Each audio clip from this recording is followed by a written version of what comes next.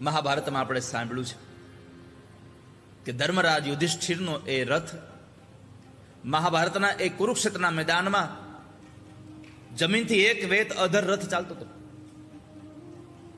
કારણ ધર્મરાજ સત્યભાષી હતા. અસત્યનું ભાષણ નહોતા કરતા ક્યારે.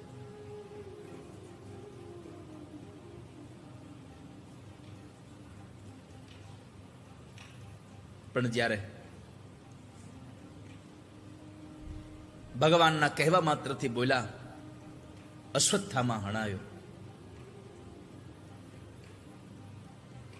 માણસ કે પશુ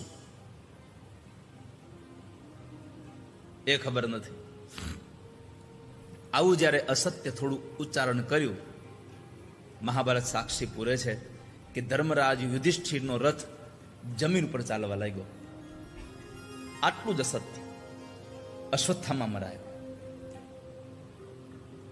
આ કથાઓ આપણને સંદેશો પૂરો પાડે છે, અસત્યનો આશ્રય ન લો ક્યારે. આ દુનિયામાં સત્ય પરેશાન જરૂર હોઈ શકે છે. આ સંસારમાં સત્ય પરેશાન જરૂર હોઈ શકે છે, પણ સત્ય પરાજિત ન થાય કોઈનાથી ક્યારે.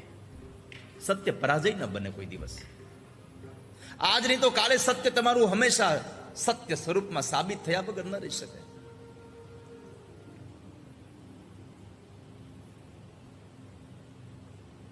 અને તમારામાં સત્ય હશે તો બીજા કોઈને ક્યારેય શોધવાય નહીં પડે.